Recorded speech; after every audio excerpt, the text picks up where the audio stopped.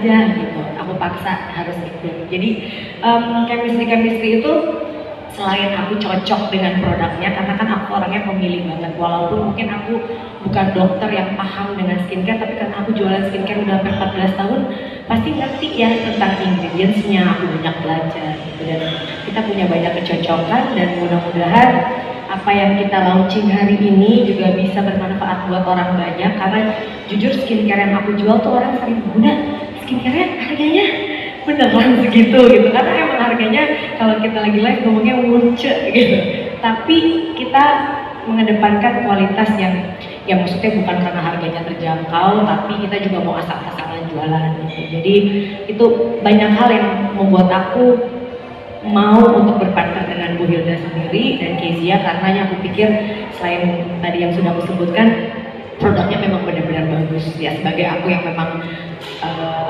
bukan ahli tapi kayak udah belasan tahun ya di dunia skincare, aku paham mana skincare yang benar-benar bagus dan mana yang memang nggak bagus, nggak bahaya gitu. Itu sih. Oh lama, kita lumayan, kita ketemu dari awal sampai kita memutuskan untuk bekerja sama gitu ya. Pertama kan kita live dulu, terus pertama dulu aku melihat dulu hasilnya kalau udah dipakai di wajah seperti apa. Jadi lumayan ya waktunya. Aku bukan tipe orang yang gampang untuk mengiyakan sesuatu yang tidak aku coba. Makanya kadang-kadang kenapa sih Mbak Vida, manajer aku mungkin tipe yang kayak, kenapa sih Put gak mau ambil endorse skincare? Ya aku gak mau disuruh kasih sekali terus, guys ini bagus banget, nyoba cuma sekali gitu, aku gak mau. Tapi kenapa aku maunya, yaudah aku coba dulu beberapa bulan, kalau emang cocok dan aku lihat juga, aku kasih semua ke orang-orang kerja aku, minim komplain dan mereka juga merasakan perubahannya.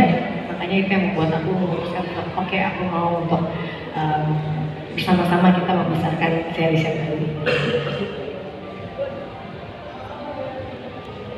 Mike. Ya, siang Bunda sama Mbak Wilda, aku mau nanya 3 pertanyaan. Wilda. Oh kan. Aku dari Selewita Pagi kelas 7 mau nanya, Bun, ini kan Bunda dari 2011 ya udah bisnis skincare, terus kenapa Bu kayak berani mulai lagi di tahun 2025 lagi banyaknya marak polemik mafia skincare. Nah Bunda aja di bisnis F&B aja orangnya jeli dan benar-benar seleksi ingredients barang-barang Bunda tuh benar-benar bagus gitu. Nah gimana sih Bu saya Aku malah sering di depan Lumiere kan. gimana sih Bu kayak ngeberantas kayak memilih untuk gimana caranya Bunda tuh nggak tertarik dan tergiur sama mafia skincare yang ada, yang misalkan orang nih mau kerja sama Bunda gimana memilih ini mafia skincare apa enggak gitu. Nah untuk Mbak Hilda sendiri gimana sih Mbak untuk Kezia ini untuk BPOM-nya segala macam dan lain-lain, dan ingredientsnya itu seperti apa? Paling kan marak banget kayak misalkan udah di BPOM dia tuh nggak ada bahan-bahan yang kimia gitulah.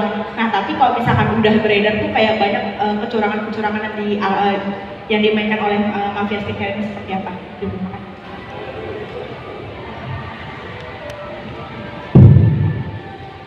Ya, izin menjawab Kak. Jadi kalau saya sendiri untuk regulasi, kalau BPOM itu udah tidak usah diragukan, pastinya harus semua produk dari kami itu harus ada izin BPOM. Yang kedua, kami juga langsung kalau memproduksi atau menciptakan barang itu harus kita daftarkan halal. Jadi 2 hal itu. Nah, dengan maraknya kejadian yang belakangan ini, kalian juga tahu sendiri lagi hangat-hangatnya ya.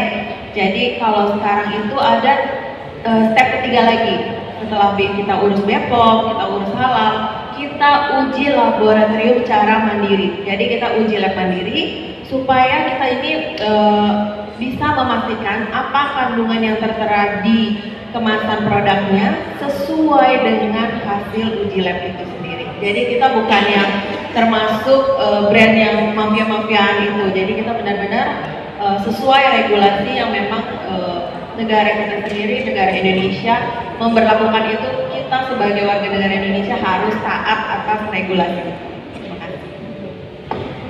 Oke, kalau aku jujur karena aku jualan skincare dari 2011. Baru ini aku menemukan hal-hal yang menurut aku luar biasa gitu ya di dunia perskincarean. Tapi balik lagi, aku tidak mau mengomentari hal-hal yang di luar ranah aku.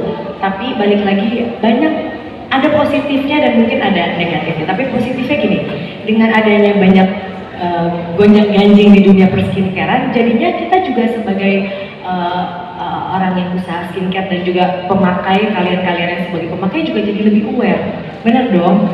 Dan kita juga tidak asal mungkin dari pabrik kita taunya ini, ya kan kita terima, kita nggak tahu benar apa enggak sih. Tapi dengan adanya gini sekarang kita uji lab semua produk kita uji lab lagi supaya apakah hasilnya sama dengan pabrik misalnya kayak gitu. Tapi dan alhamdulillah kita semua udah uji lab semua ya Bu, bahkan yang series baru juga kita udah uji lab. Jadi kalau ditanya takut apa enggak, selagi kita jualannya benar, selagi kita menggunakan kandungan-kandungan yang aman, apa yang harus ditakutin gitu.